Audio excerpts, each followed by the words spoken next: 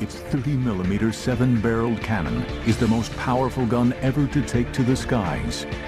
It carries enough weaponry to disable 16 battle tanks. The A-10 is a legend among the soldiers it protects on the ground. So take a flight over the battlefield with the A-10 Tank Buster, now on Modern Marvels.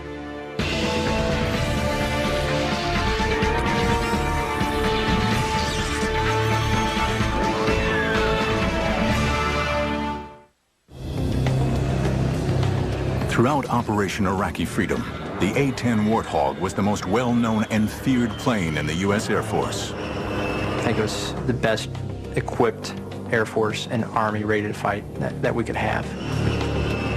Its ability to work in close support with ground troops, to take out enemy positions and tanks, and to act as a spotter plane made it a linchpin in the victory over Saddam Hussein and his regime. We're kind of like the insurance guy up there, or the 911 force. When they need help, they call. And that's who they expect to be there. But for the vision of a handful of men, this aircraft was almost never built.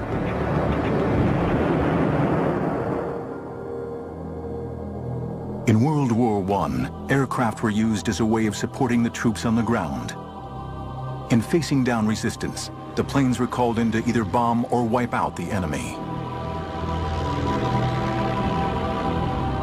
Close support in cases of mobile warfare, of moving fronts, of fast-moving combat, whether it was retreat or advance, close support was overwhelmingly important. In those situations of battlefield chaos, it's very hard to get good artillery support. Suddenly, airplanes become overwhelmingly important and overwhelmingly effective. During the Second World War, fighter bombers such as the Typhoon, the Tempest, the Mustang, and the Thunderbolt I were used in close air support roles very effectively. But one single aircraft was feared as the ultimate close air support machine. The German Junkers 87 dive bomber, nicknamed the Stuka, and fitted with a screaming siren. It demonstrated the most effective use of close air support ever seen.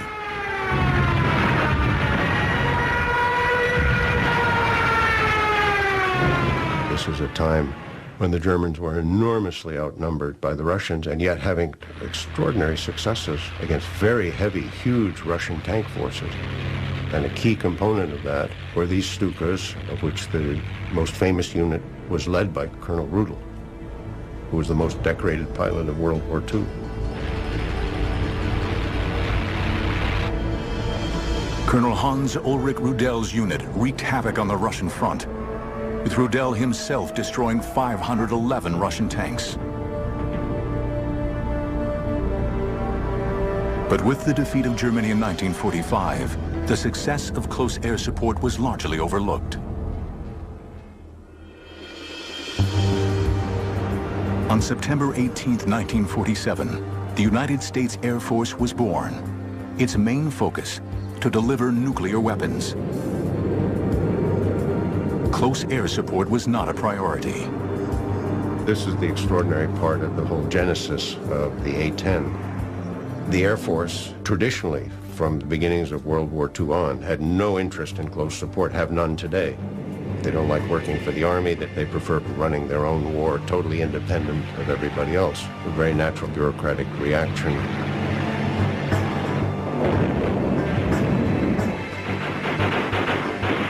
During the Vietnam War, the Air Force had to rely on aircraft such as the A-1 Skyraider to protect its ground forces. But what was clearly needed was an aircraft specifically designed to carry large bomb loads, absorb heavy ground fire, and fly for long periods at low altitude over the battleground. Taking the initiative, a group of highly skilled engineers at the Pentagon came up with the specifications for a close air support aircraft, with the hope that the Air Force would eventually see the light. We designed the airplane based on the close support done by these A-1 pilots. We used the experience of the Germans on the Russian front with Stukas, and we actually interviewed Colonel Rudel, who was still alive at the time. We used his experience very heavily in the design of the airplane.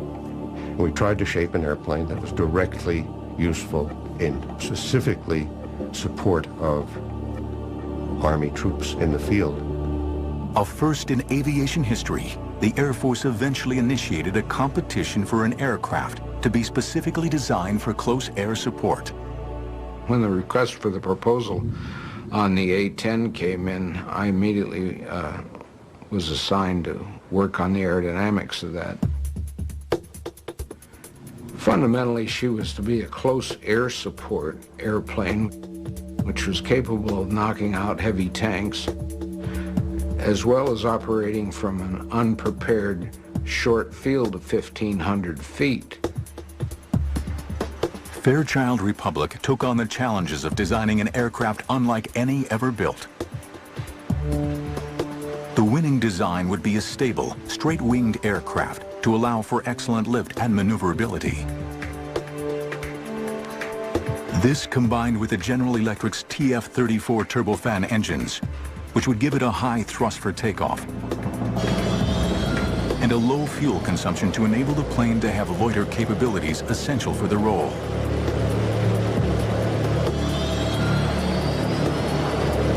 With unbeatable durability and an easy-to-repair maintenance program, these were the ideal engines designed to fly in a hostile battle zone. But for the Fairchild team, the challenges became apparent immediately. The typical way to build a jet airplane, and the reason that all jet fighters are impossible to use in this close support mission, because they all have fuel wrapped around the engine. Once you have fuel wrapped around an engine, a .22 rifle will kill you. One of our very first design rules was the fuel had to be someplace other than the engine. Not only was the fuel safely stored in the fuselage away from the engines, the fuel tanks also had unique built-in fire suppression capabilities.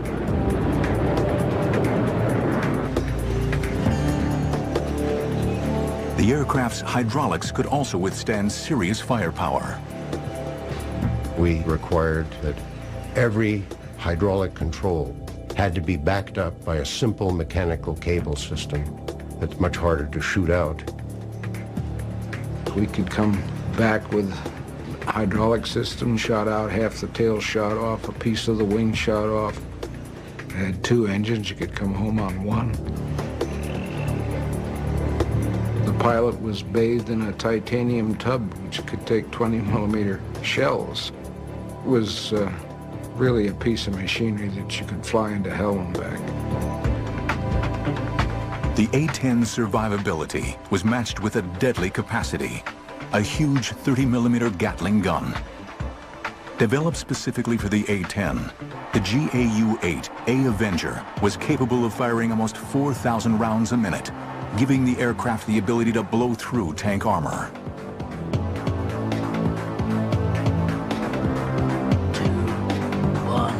Fire. She was designed primarily with a Gatling gun on the nose, and it was built to destroy anything that was considered an armored weapon on the ground. But she was built around the gun, and the gun was a given from day one. Fairchild Republic wins the competition to build the first aircraft in U.S. aviation history, specifically designed for close air support. But before the Air Force will give the go-ahead, they want hard evidence that the aircraft and the gun can perform well together. The need would spark a series of simulation tests unlike any ever produced. Little did its designers realize, these tests would change the future of aviation history. The A-10 has a false canopy painted on the bottom side of its fuselage. This is done to confuse the pilots of enemy planes during air-to-air combat. Modern marvels will return in a moment. After a heated competition, Fairchild Republic has produced the ultimate piece of machinery to perform the role of close air support. But the Air Force was reluctant to go into production until they have seen for themselves that the aircraft can fulfill its very specific combat role.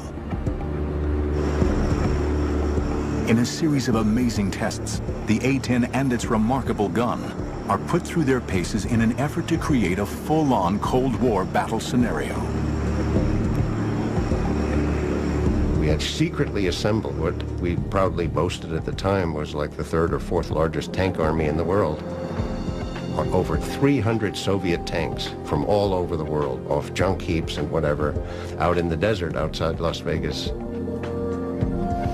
So we ran a program with A-10s, with a gun installed, and with the current ammunition as it was going into production.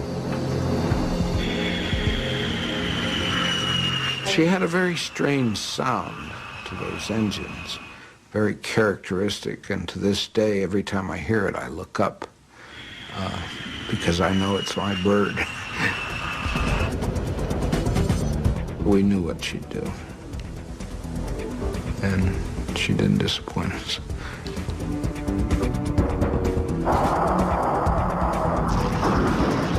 And we did a meticulous series of tests, attack after attack, checking tactics, checking burst lengths, all these details to see how effective we were against tanks. We learned an enormous amount about it. The most important thing we learned was that this weapon had unprecedented effectiveness.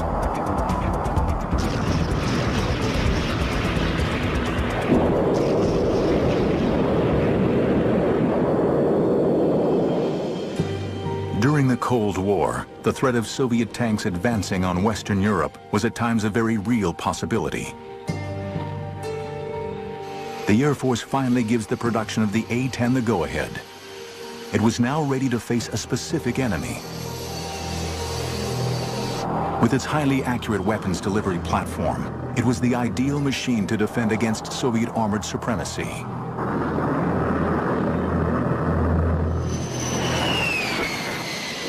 The first A-10 arrived at Davis-Monthan Air Force Base in Arizona in October 1975. Immediately christened the Warthog, the A-10 was admired for its simplicity and ruggedness rather than its good looks. It's kind of an ugly only a mother could love is probably the way most of us describe it. It's that ugliness is what makes it so tough. It's very rugged. People can compare it to like a Jeep or a Hummer or something like that. It's thick, it's big, everything about it is boxy, and it looks very strong and sturdy. It's almost guaranteed to bring the pilot back alive.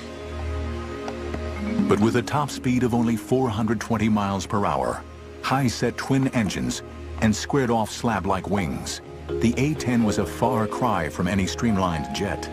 It's pretty awe-inspiring.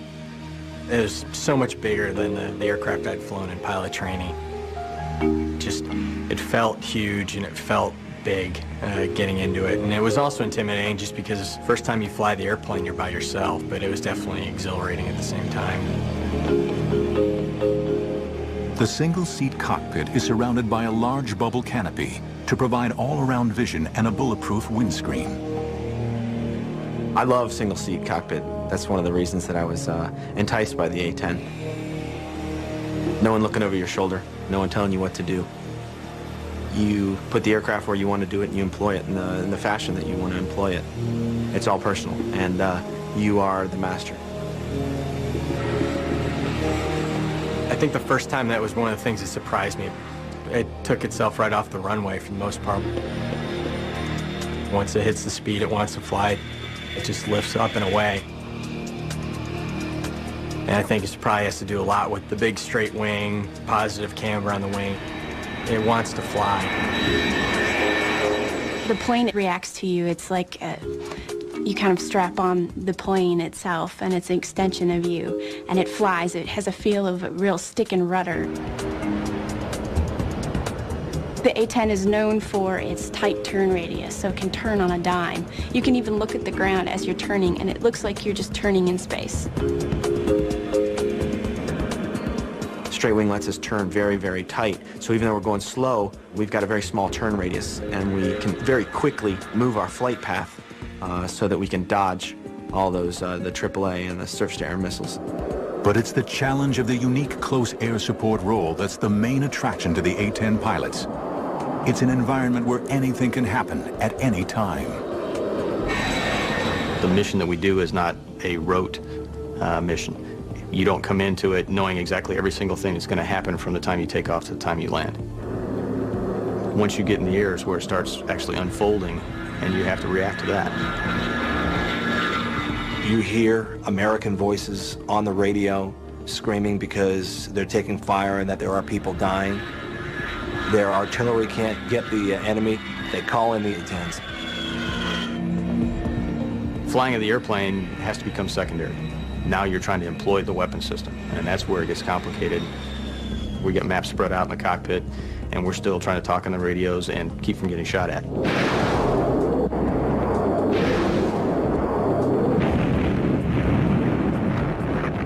You know, we consider ourselves the last gunfighter that's really out there, because when you go into battle and it's a close-in cast fight, the number one weapon of choice of an A-10 pilot is going to be their gun.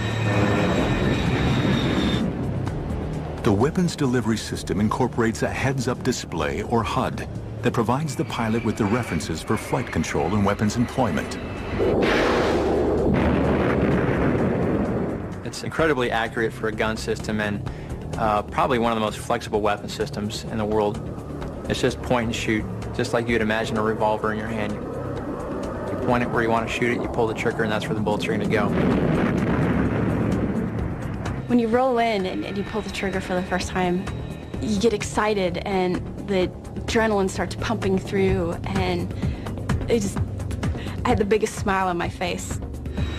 What a feeling shooting the gun. I mean, the whole airplane shakes. The first time I fired the gun, you know, I had to come off the trigger because it scared me, because I couldn't believe something like that could come out of the front of the airplane, all the flames, the smoke. This 30mm bullet is the size of my forearm. And that smell of gunpowder, you get that in the cockpit after you fire the gun. And it's just incredible. You get a little bit of a high from it, I think, sometimes. It smells like victory.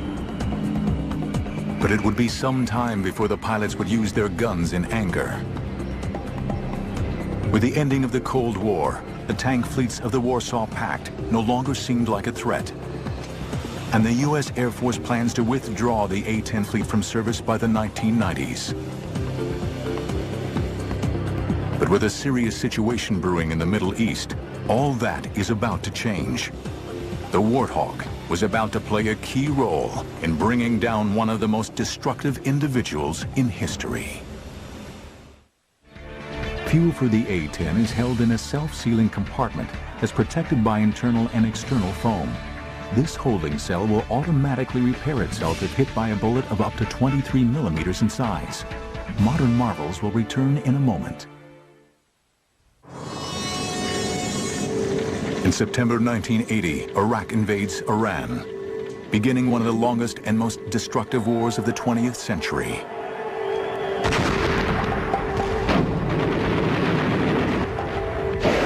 After 8 years, the basic issues dividing the countries remain unresolved. In an effort to contain the Ayatollah Khomeini and the spread of Islamic fundamentalism, the West backed Iraq. Saddam Hussein, the Iraqi dictator, built a formidable war machine, bolstered by the Soviets and the West, becoming the 4th largest army in the world, with over 4,000 tanks. On August 2nd, 1990, Iraq invaded Kuwait.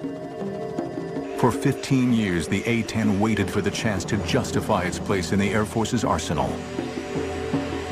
For the Warthog, it's now make or break time. When the first Gulf War started and our squadron deployed down there, approaching that time period, the Air Force was considering getting rid of the airplane. It wasn't until the Gulf War came around we proved the fact that we are a capable cast platform. When the war broke out on January 16, 1991, there was an urgent need for a missile-launching tank buster. The A-10s were committed to combat for the very first time. Back then, you know, we had nobody with combat experience except for a few of the very senior leadership that had flown in Vietnam. So a lot of people were unsure what to expect. Deployed to the Gulf to back up coalition ground forces, A-10 squadrons launched on Iraq's thousands of tanks in the mother of all battles. First day, I'll never forget that feeling. It was like, wow, this is the big game. You know, you're real pumped up, adrenaline's flowing. You know, let's go.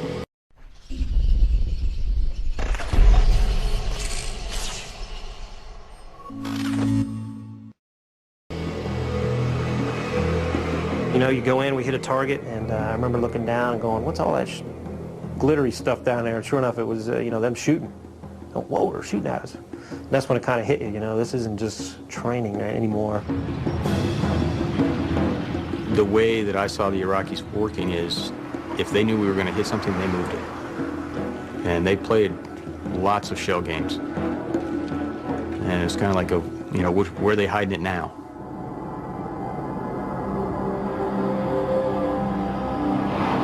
By February, the coalition air forces appear to be dominating the skies, and the A-10 is seemingly invincible. And we're feeling pretty confident. You know, if you survive your first 10 combat missions, your chances of surviving the war go up significantly. Major Rob Sweet was on his 30th mission for Desert Storm. On February 15th, he was the wingman in a 2-ship mission launched deep into Iraqi airspace. It was a little far into Baghdad land for an A-10. It was about 100 miles past the border where the good guys were. And my flight lead, who was obviously a lot more experienced and wiser than I was a little concerned about the mission. With the Iraqis' ammunition running low, Saddam's forces were being more selective about their targets and sought to maintain a higher strike rate.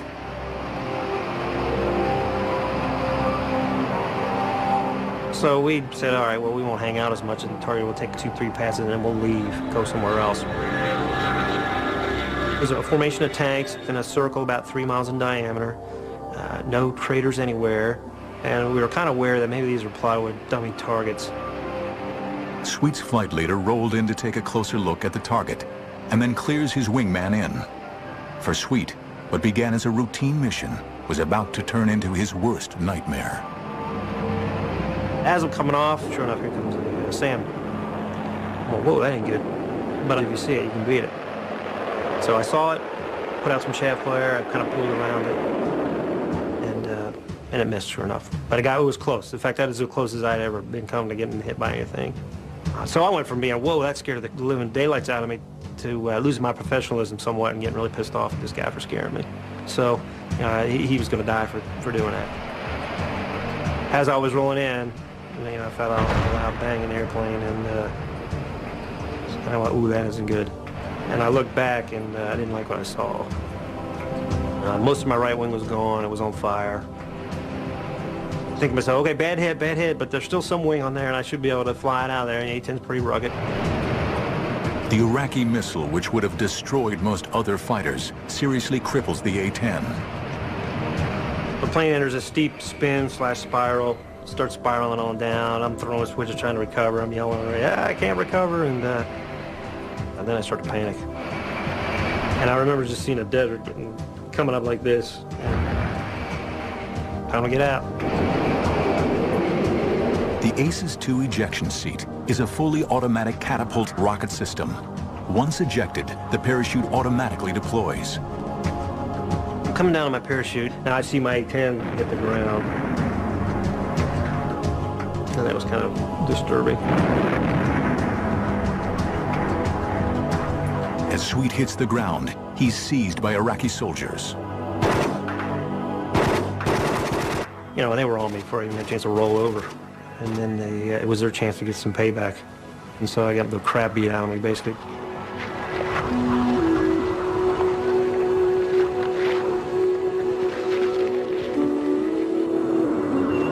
He's taken away to a command bunker and interrogated. I thought I was going to get shot at any moment, you know. It took me about 3 days to figure out, hey, they weren't going to just arbitrarily execute me. It was worth something to them, propaganda or intelligence or something. In March, Major Rob Sweet is eventually released as part of the prisoner release program. This is what I found out what happened to my flight lead. After I had been shot down, my flight lead had been shot down. And it turns out he never got out. Lucky to be alive, he spent 4 months recovering from his ordeal. If I would have been flying any other fighter when I was hit by the SAM, and it was a bad hit, I'd be dead right now. But despite this, the aircraft proves more versatile and better able to survive over enemy territory than anyone expects. During the 40-day conflict, the A-10 force destroys 987 tanks, 926 artillery pieces, 1,355 combat vehicles, 10 fighters on the ground, and 2 helicopters shot in air-to-air engagements. The A-10 earned a new nickname, the Tank Buster.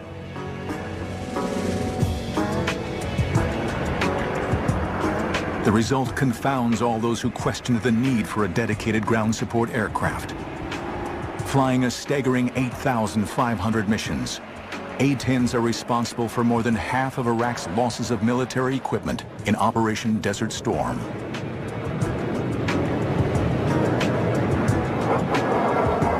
Tragically, this remarkable record is marred by a number of incidents in which coalition forces are mistakenly attacked by A-10s.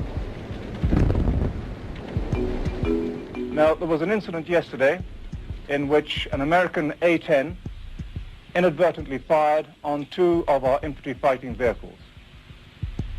The aircraft was one of several which had been called in to deal with an enemy position, and the incident itself is, of course, under investigation.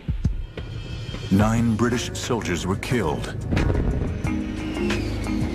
The Air Force was adamant that it could eliminate attacks from friendly fire. What nobody knows is that the next challenge for the A-10 will be in an entirely new and forbidding battlefield, Afghanistan. 721 A-10 aircraft were built since 1975. 367 are in active service today. Modern marvels will return in a moment.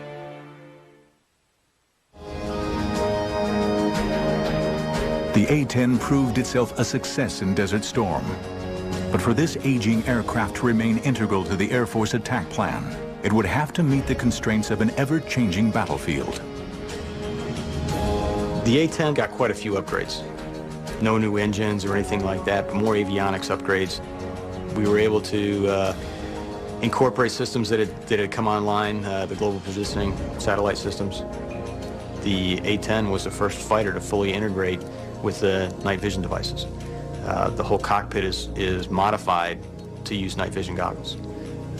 We've been training with them longer than pretty much any other fighter community, and we've gotten very good at it. The A-10 is destined for a new mission. On September 11, 2001, the war on terrorism begins.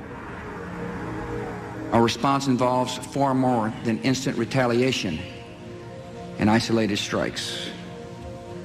Americans should not expect one battle, but a lengthy campaign, unlike any other we have ever seen. The Warthog strengthens Operation Enduring Freedom, spearheading urgently needed around-the-clock cover for ground troops in Afghanistan. For the crews of the A-10s, it was like nothing they had ever seen. We arrived in Bagram, reported to my commander, and I said, "Boss, this has got to be the scariest place on earth." We really felt like you were in the middle of a combat zone, and we were. The A-10 is the ideal aircraft for the Afghanistan battlefield. The jet is versatile enough to navigate mountainous peaks and deep valleys, while also patrolling and pinpoint attacking their targets. It wasn't bad flying over the mountainous terrain. The bad part was if I ever had to get out of the airplane, there's a lot of snow down there. That's not a good place to be. Going from a nice warm cockpit down into the snow is not an idea that I want to have to fulfill. The airplane, higher altitudes than what we normally would fly, just because of the heights of the mountains over there. We were able to go places that the other fixed-wing assets may or may not have been able to get in very well. And we definitely went places that the helicopters couldn't get in.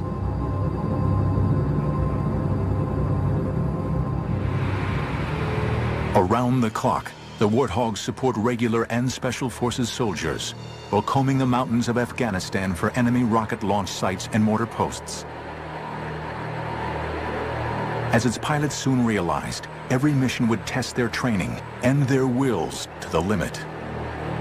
We showed up just past dark and got a brief, was handed a set of maps, and was told, hey, there's a lot of ground guys who are in trouble. Go out there and do what you do. Didn't have a whole lot of situational awareness on what was going on the ground, and when we checked in, the radios were just going crazy with guys calling for close air support. Your pulse rate goes up. The intensity of what you're thinking about goes up. You know, the adrenaline rush, it's a good feeling though. And what's nice is you turn your airplane towards the fight and your training takes over. So first thing we're looking for is what's the overall situation on the ground, and get a big picture view, and then move into the area. And once we get into the area, have a pretty good idea of where everybody should be. Now we'll move from the big picture to the much smaller concentrated area. And one of the first things I'm going to try to do is look down and try to find where the friendly position is. And if I can't identify him exactly, I want to at least narrow down something that I can use as a line in the sand and say, okay, we can't drop past here because that's where our guys are. On entering the battle zone, one of the A-10 pilot's main responsibilities is to avoid friendly fire incidents at all costs. What we mainly have to help us avoid fratricide is our radios and our eyes. Very low tech, but I think that's what makes us more efficient. Yes, we have a global positioning system that helps us figure out where we are. And we have night vision goggles that find out what's down there. But when it comes time to find out where the target is, yeah, we got to use old-fashioned Mark I eyeballs and our hands to think about where that is, because without that, we couldn't do our mission.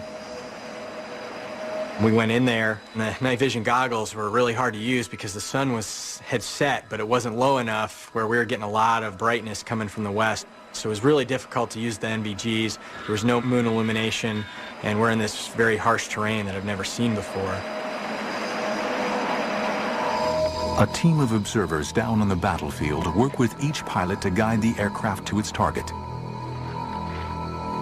The Terminal Attack Controller, or ETAC, works for the Army and is responsible for ensuring that the A-10 pilot identifies and attacks the correct target while minimizing the risk to friendly ground forces. We pass them a situational update, an area update on what's going on in the battlefield. Let them know where the friendly troops are, what the situation is of the enemy, and they kind of give them a heads up of what the threats are in the area. We'll pass them all that information. They'll copy it down. They work their little magic in the cockpit. The A-10 is linked to the ground commanders by an Army radio network, which distributes data throughout the battlefield. He said, hey, here's where we are, and I need you to put some ordnance down 700 meters from us, which, that was eye-opening. And so we took that distance and rolled in and put a couple of 500-pound bombs down, and it immediately quieted the target area. It's kind of like a large dragon breathing fire. That's what I could see. You know, it sounds really loud, like a dinosaur, really, raining lead from the sky. Like guardian angels, A-10s continue to fly over Afghanistan, protecting their friends on the ground until the war against terrorism ends. But an old enemy was waiting in the wings. States like these and their terrorist allies constitute an axis of evil, arming to threaten the peace of the world. The need for the A-10 would reach its climax in March 2003. Saddam Hussein's horrific regime is reaching fever pitch. This time, it would take an army with the A-10 on the front lines to bring him down. An A-10 fighter is still capable of flying with 10 feet of its wing missing and half of its tail gone. Modern marvels will return in a moment.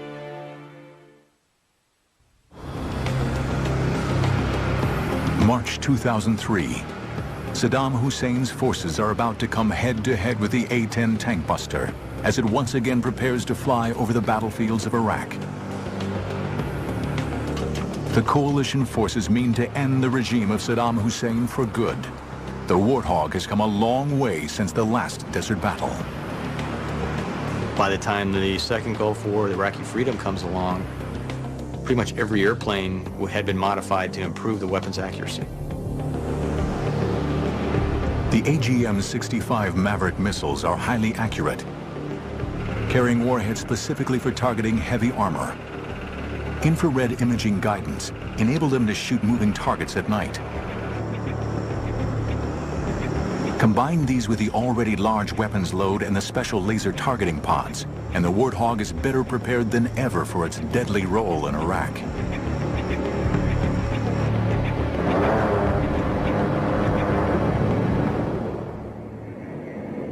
Flying from the seized Talil Air Base in southern Iraq, A-10s fly numerous missions as coalition forces launch one of the greatest military assaults since World War II.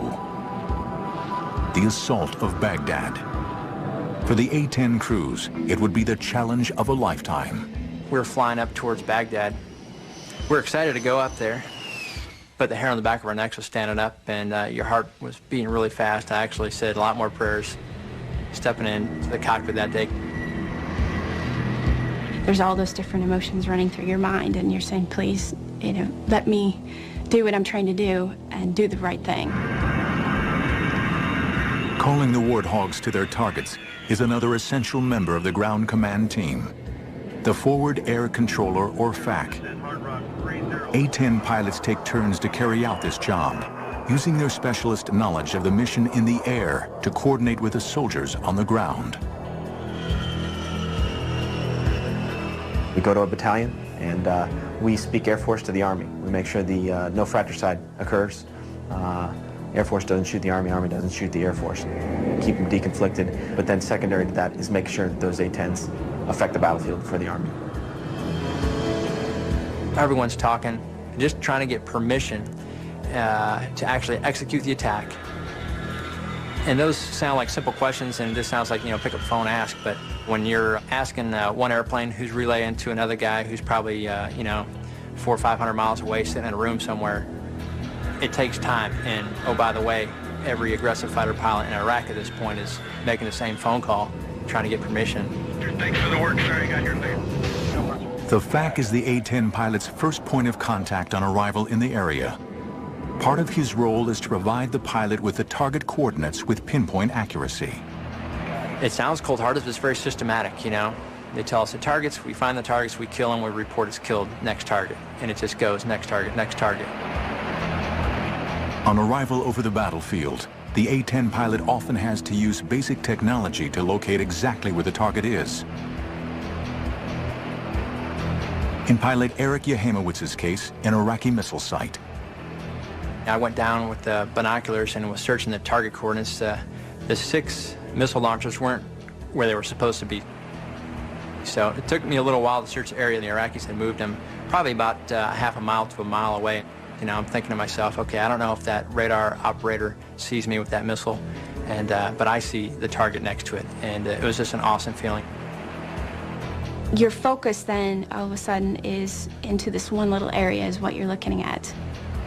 As you roll down, pilots call it the chute, or when you roll in to employ, that's it, the whole world melts into just this little area.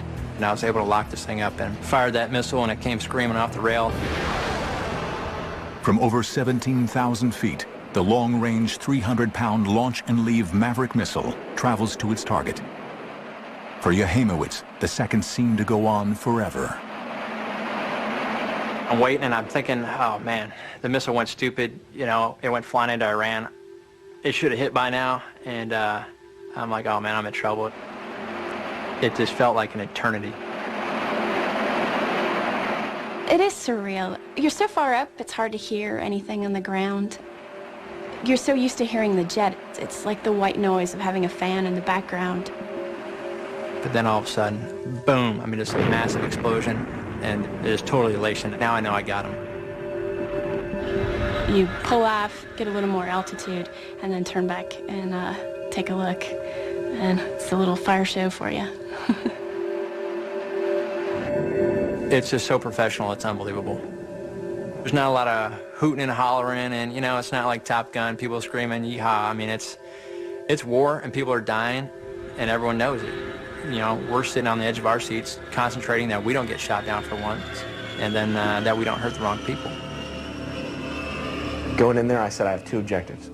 One, zero fratricide. Two, affect the battlefield. And they were in that order. My number one goal was to prevent fratricide. Knowing where the friendly forces are is paramount if the A-10s are to protect them. And losing sight of troops on the ground can lead to mistakes or deadly friendly fire. As a fighter pilot, that's our first job, to find out, is there anyone out here that we don't know about? You know, it comes down to a fight with friendlies nearby. Weapons release is going to be authorized by the guy on the ground. So you have to have that warm fuzzy, that you've got the complete picture, that you know these are friendly troops, those are enemy troops.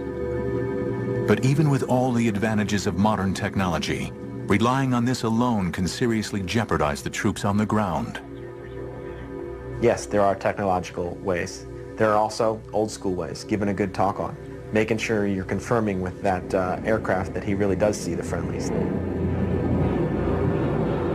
There's 1,000 ways to make sure that he's looking at the right thing and you all are on the same page of music. And I used every single one of them, because I'd rather drop 0 bombs and have 0 fratricide than drop 1,000 bombs and have 1 be on a friendly position. Despite the fear of horrific friendly fire accidents, the feeling of flying the plane is the love of every hog driver and the reason for signing up. It's no race car, you know, it's not the Porsche, you know, it's not even a pickup truck. In such a neat airplane, because I feel like I'm flying with the seat of my pants. I can feel everything that's happening to the airplane. None of it's magic, it's all me. Whatever it does, I made it do. The 60 Warthogs deployed for Iraqi freedom dominate the skies, firing an incredible 311,597 rounds of 30mm ammunition. The flying gun performs amazingly. We lost a few folks in the first Gulf War. We didn't lose any in the second. Lost airplanes, but we didn't lose people. That's a testament to the aircraft itself. If I had to be in an airplane and be shot at, the A-10 is the only one I want to be in. The A-10 is an awesome airframe, and the fact that it works with you, and it feels like it's a part of you. And it's one of the only airframes left that it's true flying. You can feel it fly. The A-10 means close air support at its finest. It's been my home now for 8 years, and I love it, and I hope I get to stick with it, and I hope we get the upgrades we want to take us into this next century and keep supporting the Army. But I think it's just an awesome weapons platform. It fills a specific niche, and it does it really well. Able to keep flying with battle damage that would cripple many other designs, and lethal to any armored vehicle in service, the humble Warthog of the 1970s has come to rule supreme over the digital battlefields of the 21st century.